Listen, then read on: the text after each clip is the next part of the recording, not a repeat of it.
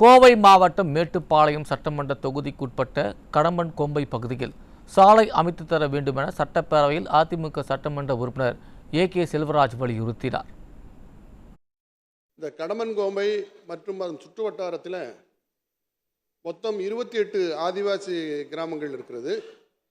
கடம்பன் கோம்பையில் இருந்து மேட்டுப்பாளையத்தில் இருக்கிற அரசு மருத்துவமனை, மேட்டுப்பாளையத்தில் இருக்கிற வட்டாட்சி அலுவலகத்துக்கு வர வேண்டும் என்று சொன்னால் காரமடை வழியாக வந்து கிட்டத்தட்ட ஒரு 52 கிலோமீட்டர் தூரம் வர வேண்டிய சூழ்நிலை இருக்கிறது. ஆகவே கடம்பன் கோம்பை சுற்றி வட்டார பகுதியில் இருக்கிற மக்கள் நேரடியாக பில்லூர் வழியாக நெல்லித்துறை வழியாக மேட்டுப்பாளையத்து வந்து சேருவதற்கு ஒரு மாற்று பாதை இருக்கிறது. மலைப்பகுதியிலே இருக்கிற மொத்தம் ஒரு 8.3 கிலோமீட்டர் தூரத்தில் 1 கிலோமீட்டர் தூரம் இப்போ சாலை அமைக்கப்பட்டிருக்கிறது. மீதம் இருக்கிற 7 கிலோமீட்டர் தூரத்தை இருக்கிற சாலையை அமைத்து தந்தால் கிட்டத்தட்ட அந்த பகுதியில் இருக்கிற மக்களுக்கு ஒரு 25 கிலோமீட்டர் தூரம் மிச்சமாகும். கல்லூரியில் செல்லுகிற மாணவர்களுக்கு, மருத்துவ வசதிக்காக செல்கிற மாணவர்களுக்கு எல்லாருக்கும் நன்மையாக இருக்கும்.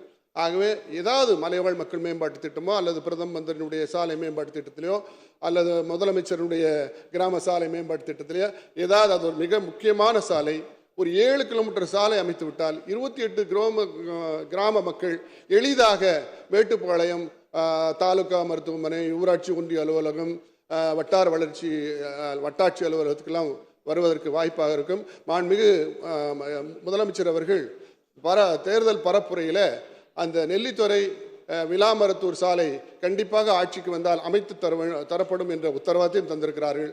ஆகவே மாண்புமிகு அமைச்சர் அவர்கள் இதை பரிசீலனை செய்து இந்த சாலை அமைத்து தர முன்வருவார் என்பதை மாண்புமிகு பேரவைத் தலைவராக மாண்புமிகு அமைச்சர் அவரிடத்தில் கேட்டு அமர்கிறேன்.